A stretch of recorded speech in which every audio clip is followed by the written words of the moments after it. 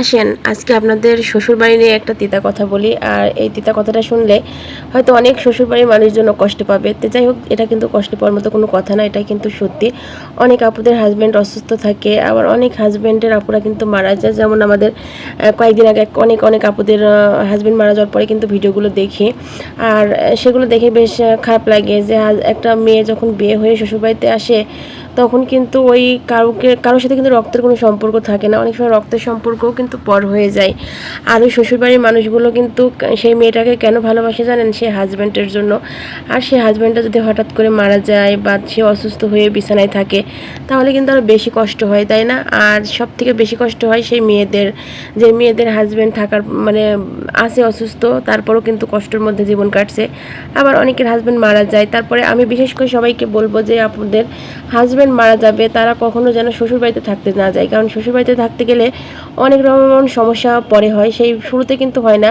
শুরুতে সবাই অনেক বেশি ভালোবাসে, আদর যত্ন করে রাখে। পরে আস্তে আস্তে খাওয়ার খোঁটা, এই কাপড়ের খোঁটা, মানে তার ছেলের কোনো কিছু রাখার খোঁটা, এগুলো শুনতে শুনতে মেয়েদের মনের মধ্যে প্রচণ্ড পরিমাণ কষ্ট হয়। সে কিন্তু তার জীবনের শখ আহ্লাদগুলো সব কিছু কিন্তু মানে ছাড় দিয়ে একদম সে শ্বশুরবাড়িতে নিয়েই কিন্তু থাকতে চায়। অনেক 2-3টা করে বাচ্চাও থাকে, তাদের নিয়েই কিন্তু থাকতে চাই যে আমার বাচ্চার দিকে তাকাই, আমি এই সংসারটাই করব, আমার শ্বশুরবাড়িতেই থাকবো, সবার মন গুছাই কিন্তু সেই মেয়েটা থাকার চেষ্টা করে। কিন্তু দিন শেষে কী কথাগুলো শোনা যায় জানেন?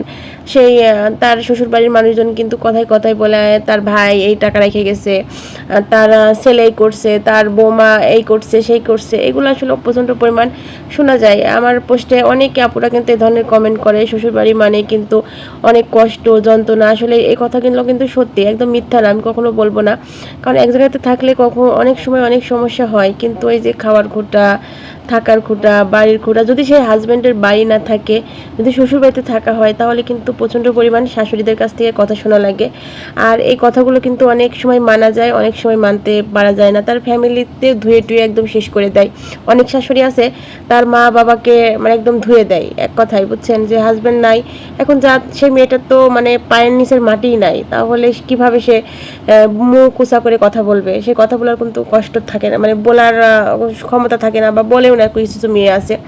তো যাই হোক, সেই শ্বশুরবাড়ির মানুষদেরকে বলবো তার এমনিতেই প্রচণ্ড পরিমাণ কষ্ট থাকে মনের মধ্যে। কিন্তু আপনারা হয়তো ভাবেন সে খাচ্ছে পড়ছে ঘুরছে, তো তার মনের মধ্যে কিসের কষ্ট থাকতে পারে? তার তো মনে কোনো কষ্ট নাই। কিন্তু না, দিন শেষে কিন্তু সেই মেয়েটারও প্রচণ্ড পরিমাণ কষ্ট আছে, কিন্তু সেই কষ্টগুলো কেউ বুঝতে পারে না, আর কেউ কিন্তু প্রকাশও করে না। কখনো কখনো কোনো মানুষ কিন্তু প্রকাশ করে না কষ্টগুলো, কিন্তু সবাই কিন্তু কষ্টগুলো প্রকাশ করতেই পারে না। তো সেই জন্য মানে আমার কাছে মনে হয়, যখন যার হাজব্যান্ড মারা যাবে, আমার কাছে মনে হয় শ্বশুরবাড়ি থেকে দূরে থাকা ভালো। যদি পান্তা ভাত খাইয়েও যদি আপনি সারাদিন কাটাতে পারেন না, আর শ্বশুরবাড়ি থেকে যে গোশ পোলাও খাওয়া, তার থেকে আমার মনে হয় যে যেখানে থাকবেন আপনি শ্বশুরবাড়ির লোকদের কাছ থেকে দূরে থাকাই সব থেকে ভালো। আর এই যদি মনে করেন তাদের মায়াতে ভালোবাসাতে যদি শ্বশুরবাড়িতে থাকেন না, আপনার দিন শেষে রাত দিন 24 ঘন্টা কিন্তু ওই খোঁটা শুনতে শুনতে আপনার জীবনটা যাবে।